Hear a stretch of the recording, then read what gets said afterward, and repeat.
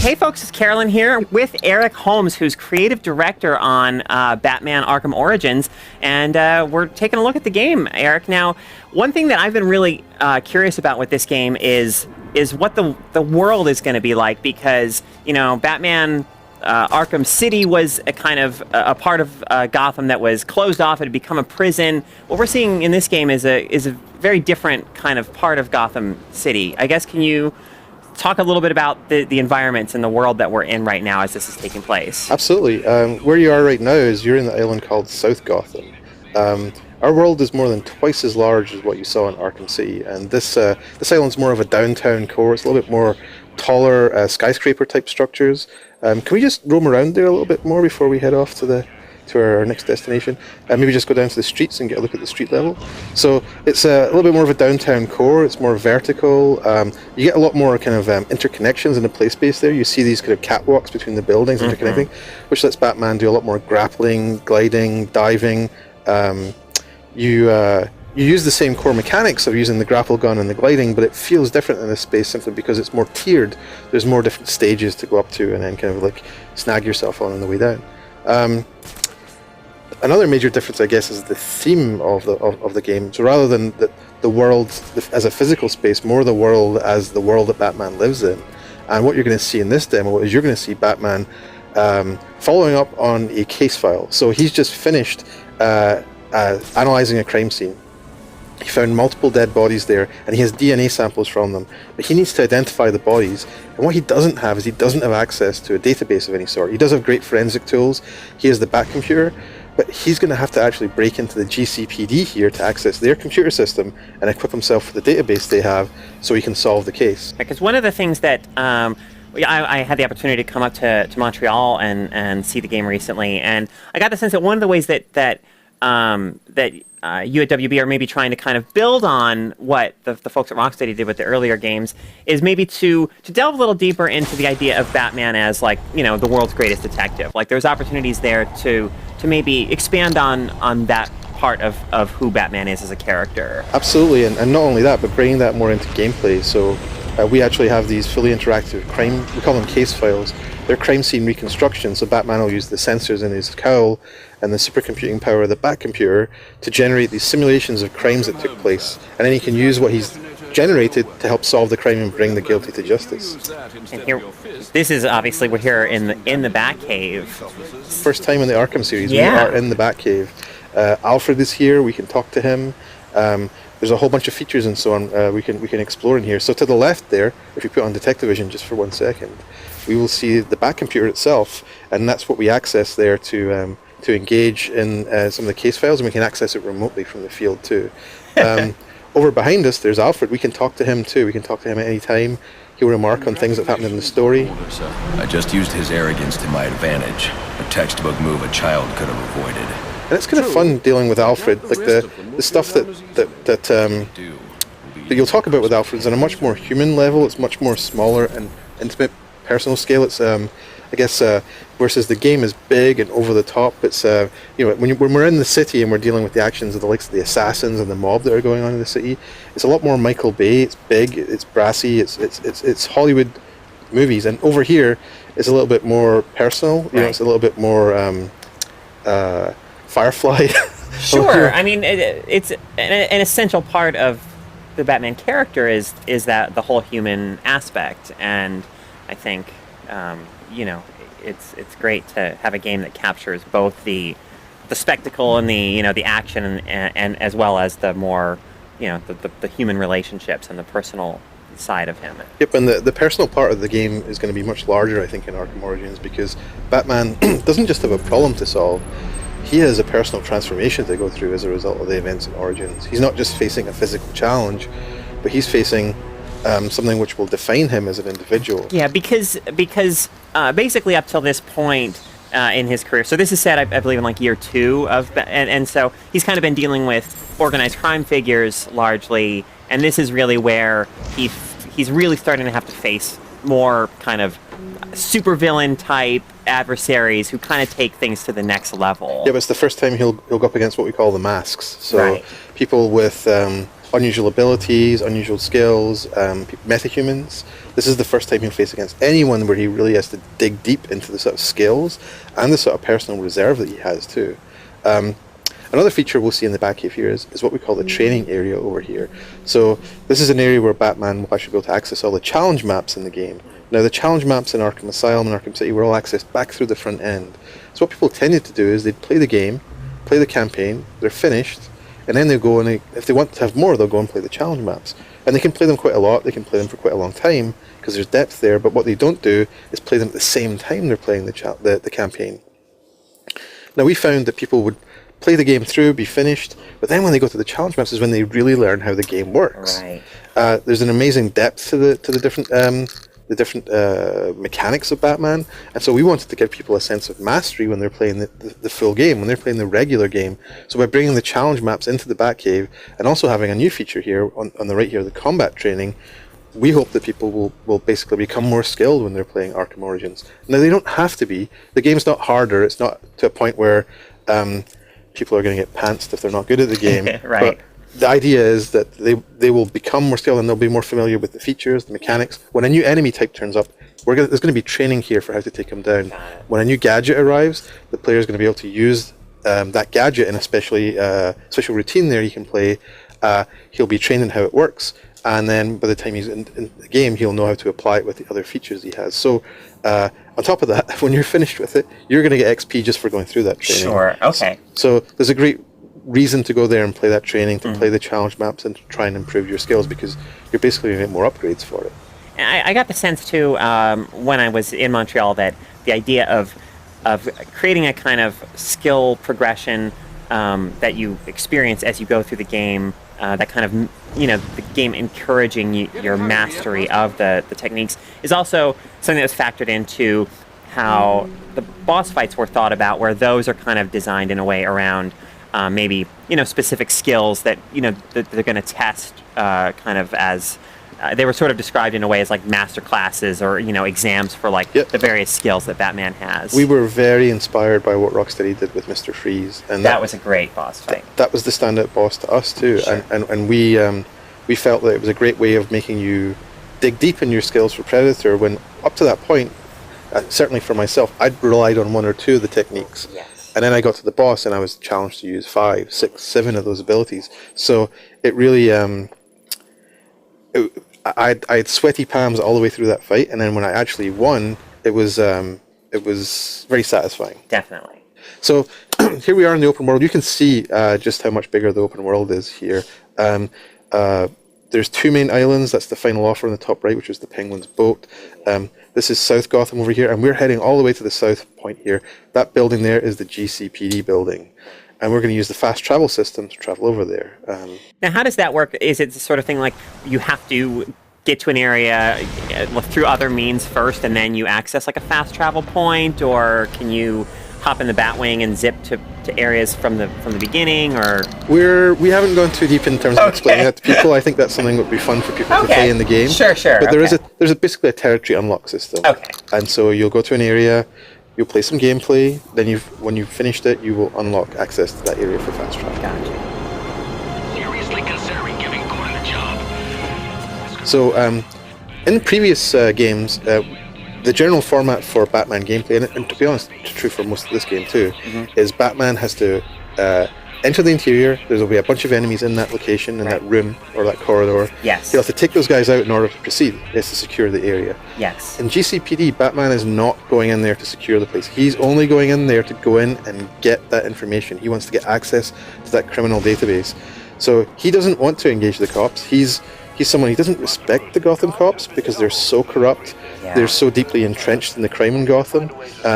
Commissioner Loeb, who's the commissioner at the start of this game, he's as bad as many of the crime lords. He's deeply involved in the crime in Gotham. Sure. But he actually died earlier tonight. He was killed at the start of the game. Right. And this has left a power vacuum in the GCPD, and in fact there's a lot of uncertainties exactly how things are going to go from here. The worst of the worst cops that we're going to see are the SWAT teams in GCPD, whereas many of the cops in the GCPD are corrupt and they will passively look for opportunities to take money from the criminal community or even normal civilians. The SWAT guys are a very active and aggressive force, and in fact, those guys are actively engaged in the hit to try and take down Batman. Can you imagine living in a city where like the heavily armed SWAT cops were kind of just terrorizing civilians? Oh, anyway, who's going to arrest? Scary thought. Who's going to arrest the police force, right? Yeah. So things are changing in Gotham tonight, and so Batman is going to have to sneak through the GCPD. He has to clear this rooftop before he can even enter in there. But once he's inside, the rules change a little bit, and he can sneak through many of the areas without engaging the police, without taking them on aggressively. Although there are some enemies he'll have to take down in order to proceed through the environment. Oh, ooh!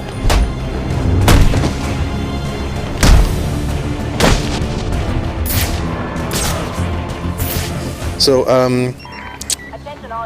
yeah, what else can we say about GCPD? Well, narrative is very important in the Arkham games. Very, very Definitely. important. And one of the things you'll see in there is you'll see through the dialogue of the police, through the physical layout of the location too, you're going to see that Gordon is not a popular cop. So I was actually thinking about that. Like, one of my favorite Batman books is, I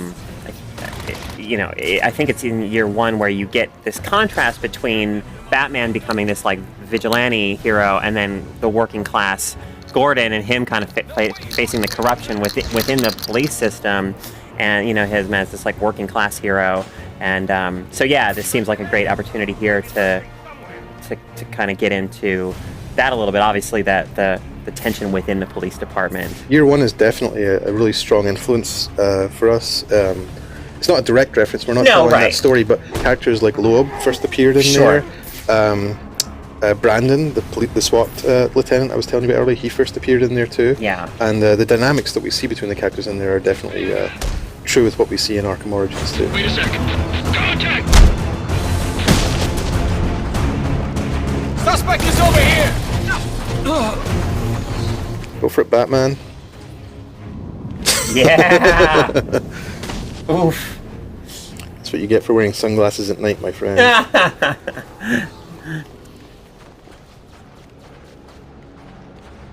So at this point in the story, we're about 25% of the way into the story here. We're fairly early. Sure. You can generally grade how far you are in the Batman story by seeing how damaged the costume is. Yes. So Batman has run into James Gordon once before in the story when Gordon tried to arrest him. Okay. Batman escaped. And up to that point, the police maintained that there is no such thing as a Batman. Gordon is the head of a vigilante task force, which is officially supposed to be taking down anyone who's involved in the alleged activities of a winged vigilante, but they have not admitted to the existence of such a thing publicly. Sure. But that's going to change tonight. I bet it is. Access the National Criminal Database and find out what happened at Lacey Towers. I need to find the server room without being discovered. So like I said, you'll see a lot of storytelling in the environment through here. You'll actually see a police briefing off to the left here, where Gordon's telling the regular officers exactly what's going on tonight. And then later on, you'll see a different SWAT briefing where a very different message is being sent. Ah, okay. There's 8 assassins in town tonight. From the info we've been gathering, they're among the most dangerous criminals on record. Period. We've learned that they're all competing for a huge bounty, which Black Mask has offered for the head of the Bat. Where do I sign up? I thought he was a ghost. All right, cut the chatter, people.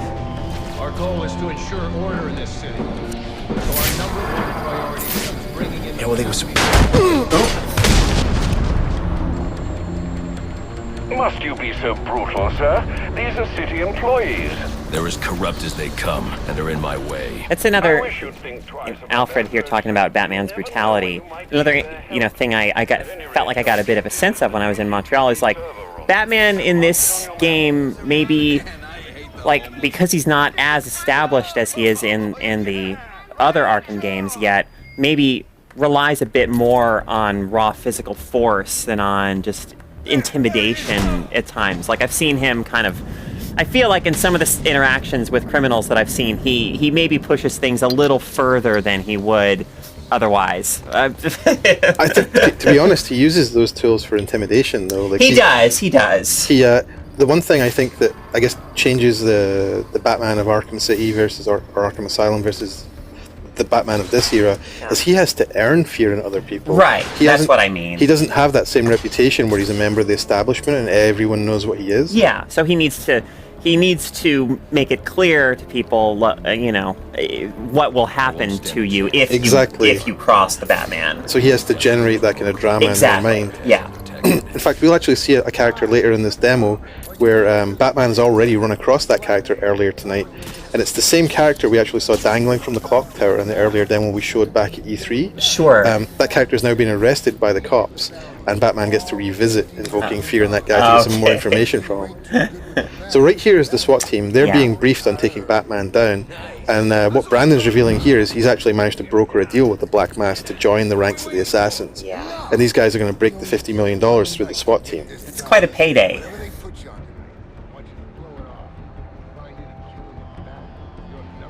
I've got to be quiet. Oh man, Batman's just got it coming on all sides. Yep, he's working alone, and we get to see just how much he can do by working alone in this game. It's a very different place for Batman to be. But that's where he starts out in his career. He's a very controlling individual. He's very determined, and at this point, he's completely confident he can face any challenge down on his own because that has worked so far. Sure. Oh God. Need to get Gordon in here and clean this department up. This just in from Central. They're offering a reward of information relating to the arrest of Black Mask or any of the perps involved in the murder of Commissioner Rose. We need more guns out here.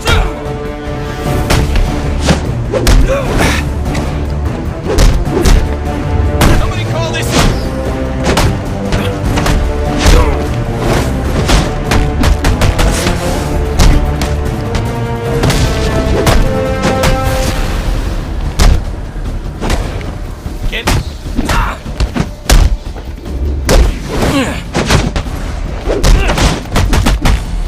It's just getting started.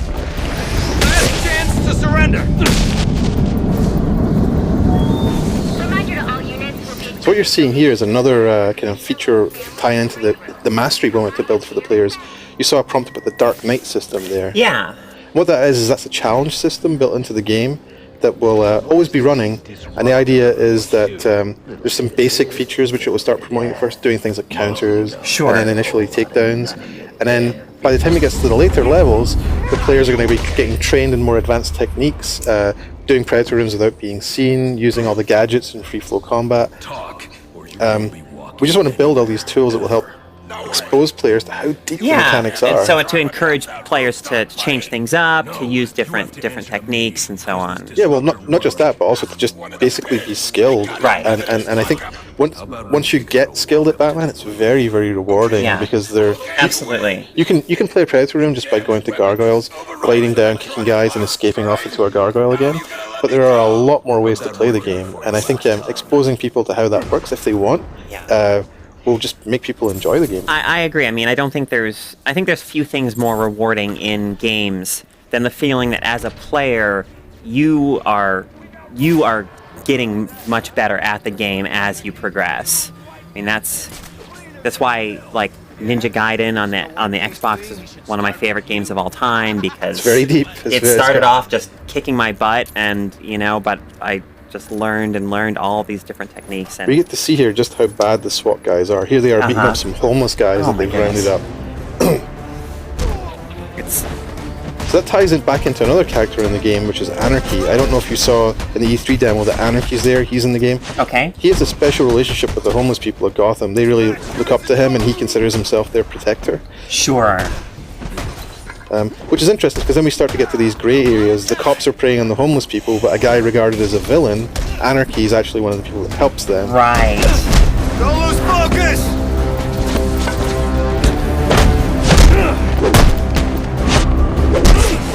It's one of the reasons I really like Anarchy. He's a kind of classic anti-villain, right? Like he's trying to do the right thing, he believes he's doing the right thing. From Batman's perspective, he's not, but from a dramatic perspective, you look at him, there's a really good argument to be made for what he does and why he does it. Definitely.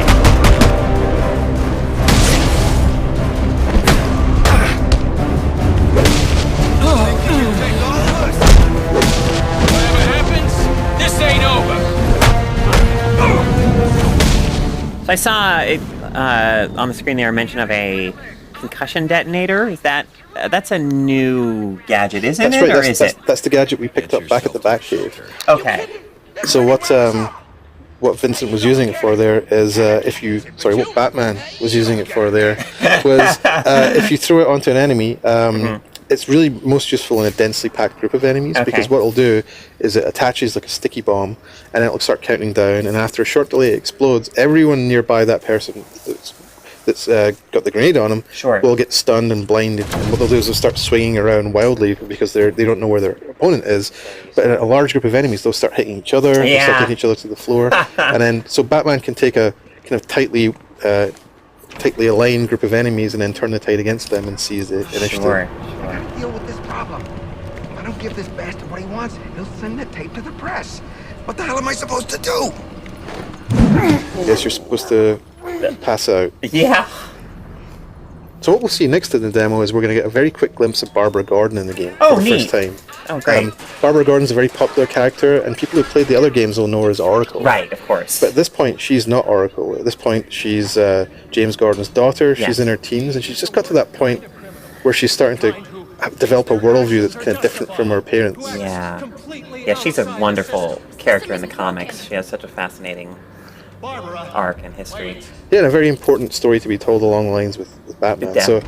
So we just get a quick glimpse of her here, and we're going to see a bunch more of her in the story. Right. But I think people who are familiar with Oracle, and I don't think we've actually seen her before in the series. We've only ever heard her. Yeah, she's only ever been a voice on the other end of Batman's communicator. So I think there's more to be shown with her, and I think people will find it fun. And later in GCPD is the first time Batman will ever actually run into her, and we get this interesting kind of triangle of perspectives. We get Batman, who represents justice. We get James Gordon, who represents the law. Yeah. And we get her, who's kind of so far been following her father's model, but is starting to realize that if his model worked, Gotham would be a different place. All right. So, well, thank you so much for this look at Batman Arkham Origins. So, remind us one more time, when can people actually get their hands on this game and experience it for themselves? Batman Arkham Origins is out on October 25th. It'll be out on PS3, Xbox 360, Wii U, and PC. And on the same day, we also have Batman Arkham Origins Blackgate coming out on the PlayStation Vita and 3DS. Excellent. Well, thank you so much for coming in and showing us the game today. Thanks for having me.